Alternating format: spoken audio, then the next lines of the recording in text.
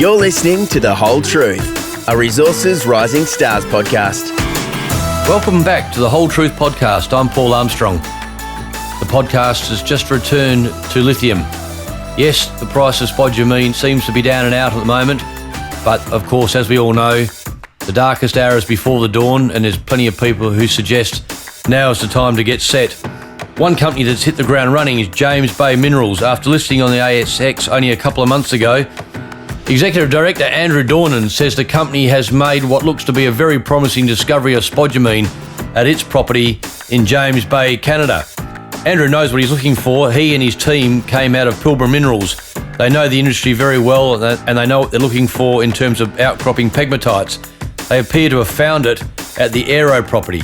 The results are extremely promising, and the company is now lining up permits to drill. Andrew also has some very interesting comments on the macro state of the lithium industry, why the spodumene price is where it's at, the M&A machinations in the Pilbara, and why the M&A spotlight in this industry is about to swing to James Bay, where, as he rightly points out, there's nowhere near the corporate congestion that we're witnessing in Western Australia. This is a fascinating podcast, some great news on the exploration front, and some very valuable insights into how this industry may unfold over the next few months.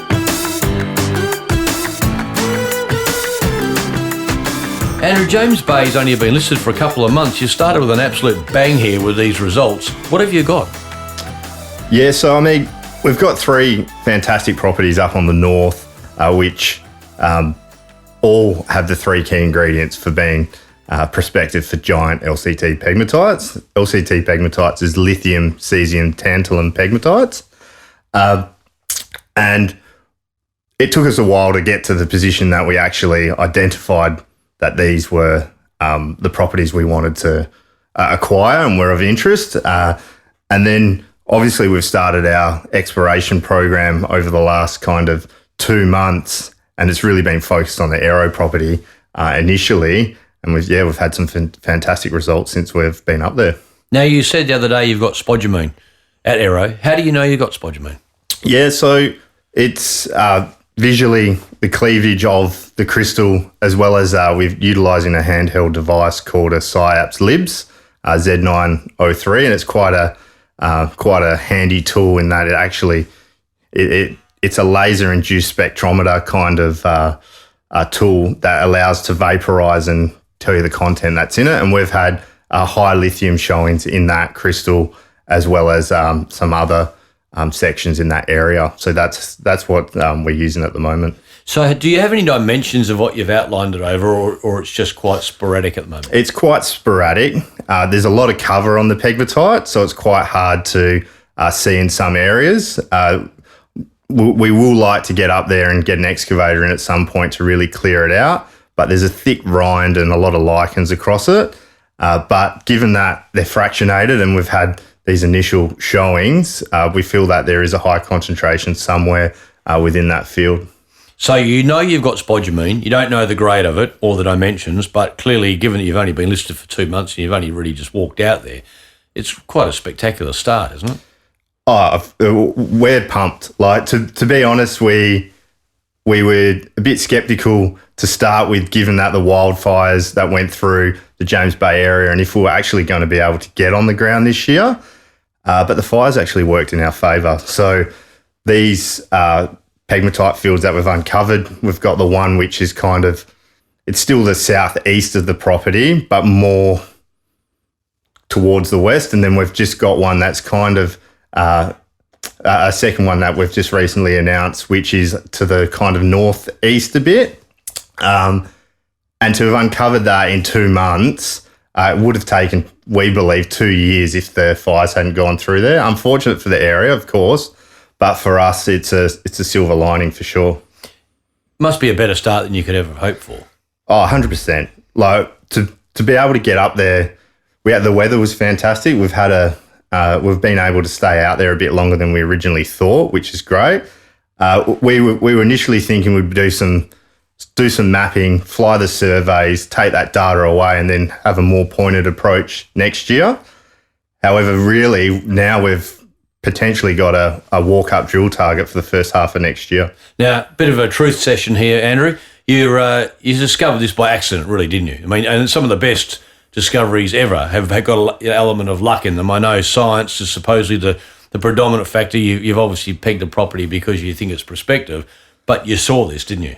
Yeah, 100%. So Mark Fekete, our head geologist up there, he was actually mobilising to site. So driving up along I think it's a Trans-Targa highway, and he saw some nice, proud white outcrops sitting from the road, which again wouldn't have been visible if it wasn't for the fires. Went out, walked onto basically the Aero pegmatite. But he was driving past. It wasn't actually his stated destination at the time. No, it wasn't. So it was extremely fortunate, but we still believe that the theory we had to get to those properties, it wasn't complete luck. The fires and driving past was luck, but the key ingredients that they hold set us up in good stead to basically find these pegmatites. Now, speaking of being in good stead, you are well placed. You and the guys are well placed to recognise outcrops of pegmatite and the like. You got the history at Pilbara Minerals here, haven't you? Yeah, of course. So myself and Gerardo Donovan, we've worked at Pilbara Minerals together. That's where we actually met back in 2018. Quite a difficult time for lithium back then. Everyone's saying it's a difficult time for lithium at the moment, but I think up around $2,000 a tonne versus 370 was a lot more difficult back then. And yeah, we built a great relationship, myself and Gerard, since back 2018, and we've really had a long-term view that lithium is going to be the powerhouse mineral for decades to come. So what did you do at Pilbara, and why does that give you and the guys knowledge and the ability to spot this sort of thing from the road? Yeah, so my background's mainly commercial roles. I led the commercial team for their projects division, both expansion and operational projects.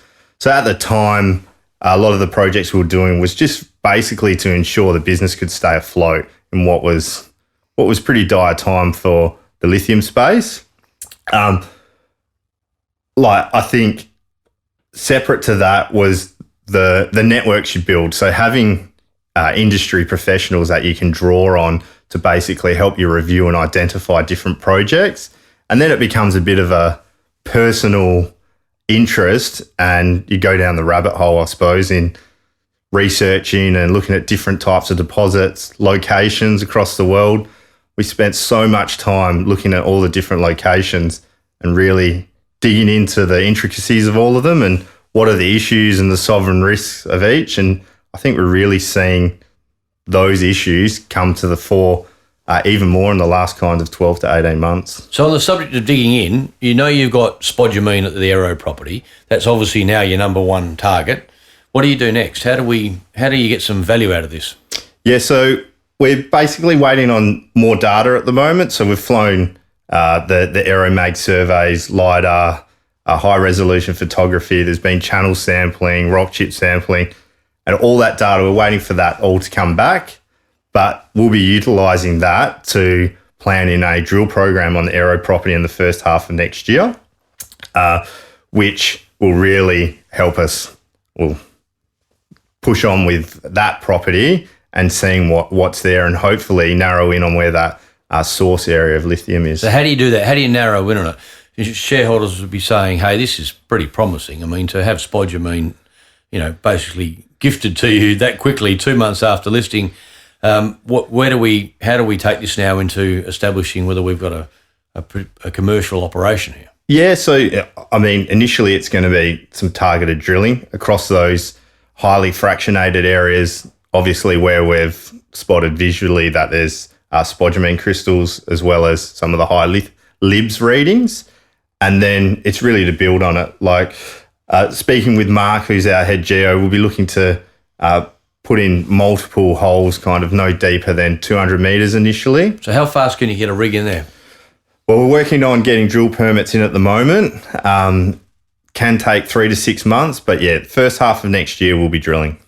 And what about the other properties? You call them properties, I noticed. The Aero property, you've got a couple of other properties, I think Jewel and Aqua. Collectively, they make the grand project, as we would know it in Australian lexicon, don't they? Yes, correct. So the Legrand project, which, as you just outlined, has dual Aero and Aqua.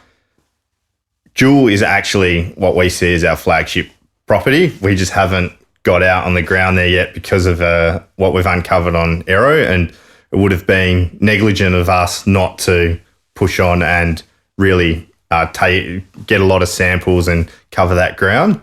So we're super excited. Having dual, which we see has the largest deformation zones through up to 1 kilometre wide, as the most prospective property. And for those that wouldn't understand what the larger the deformation zone, the larger the potential for a giant LCT pegmatite. So we've got dual, which is going to be a focus next year, as well as in parallel to the Aero program. And then we've got Aqua, which is our most eastern property on the Legrand project. And that sits right next to our neighbour in Finn, which has had some spectacular results and had some beautiful outcropping pegmatites with some rather large spodumene crystals. So we're very interested to see what they uncover. So your neighbour's got some great results right up to your common boundary, but also you've also had some at Aero. You're close to you're on the same trend as Patriot's Corvette project.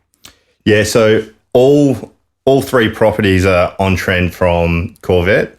So I think there's just over 200 kilometres of this, what we see as premium lithium trend, which has the three key ingredients being the right neo-Archean rock age, large regional faults or deformation zones, and proximity to greenstone belt.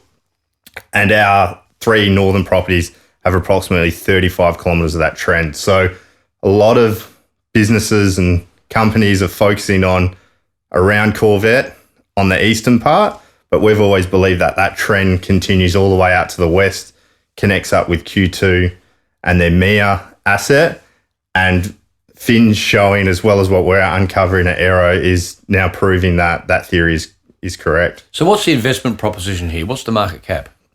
So the market cap's currently sitting at about 20 million Aussie dollars. I think where we could take this is really anywhere. Like the properties that we have in the north, everything takes time, right? Some investors get quite impatient, want to see us drilling yesterday, and it's like, come on, give us a break. What we've uncovered in the first kind of 8 weeks is spectacular and would take most businesses years. I think the value proposition is that we could potentially unlock a multi-asset company in the next few years in what we see as the next lithium frontier globally. Probably already is there. If you look at Corvette's above 100 million tonnes, Allchem's above 100 million tonnes, Wabouchi, Moblin, and a lot of large organisations are going to start diverting their focus into James Bay, because Western Australia is becoming quite difficult, as we've seen over the past couple of weeks, for any of these large organisations to get a foothold on. And with some of the sovereign risks in the likes of countries like Chile, where they've nationalised lithium, the obvious sovereign risks in Africa, you look at AVZ being in suspension for near on 2 years now. We really feel that being in Canada is a great location. There's proven resources around us, and where giant deposits are found, other giant deposits are found. Just look at up north in the Pilbara at the moment with what Wildcat's uncovering, Azure. That James Bay area will be no different to this. It's just relatively unexplored at the moment. It's a very interesting concept that you raised there, Andrew, about it getting rather crowded in Western Australia. You're right. I mean, you've got a whole lot of big players in there with Gina, Chris Ellison, SQM and Albemarle all having a crack, obviously tripping over each other in the process in the rush to get their foot on it. You obviously believe that the congested nature of it's going to prompt some of them to say, hey, this is all getting too hard. Even if you move first, you get overrun by someone else, particularly one of the locals. So why don't we turn our attention to James Bay? Yeah, of course. And that's like, if you have a look at Albemarle, they went really hard at securing Liontown. I think it was a 50% premium that they were willing to pay. And the blocking stake got taken by Gina, and that's fallen over now. Albemarle did take a significant position in Patriot, So they're watching that area. Rio Tinto with Azimut and I think it's Midland in James Bay, big earning agreements, watching that area closely. So I think as it gets more difficult, you've even seen the last few days, Wildcat, I think Mineral Resources has taken a 20% stake on market in them. As that gets more difficult, they're going to have to look at other regions. And other regions in the world, like I mentioned, not all of them are stable jurisdictions. The next most stable jurisdictions with the right kind of makeup for giant deposits, Canada, Quebec, James Bay. So James Bay is the next Pilbara in terms of not just exploration, but in terms of M&A activity among the big boys in the lithium space. 100%. Yeah, that's a really interesting concept, and it does make sense when you consider the degree of congestion and the race to get a bigger foothold in Western Australia. Also, there's the subsidies on offer from the US government, obviously, that are making James Bay an attractive proposition too. Yeah, so it's not just the US, it's also the Canadian government. So when any organisation looks to undertake a capital raise, you can do it via what's called a flow-through funding. Yes, we've seen some of the companies that are based here do that, yeah. Which in some instances, to keep it really simple, allows you to raise double the amount and dilute by half, which... At a big premium. Yeah, which for investors is fantastic to have, say, for example, I think if you look at Winston, they just did 30 million and it only dilutes the shareholders by 15 million and allows them to basically Swiss cheese their Adina deposit and really progress assets faster. Separate to that, the Canadian or the Quebec government give a 30% rebate on all exploration costs.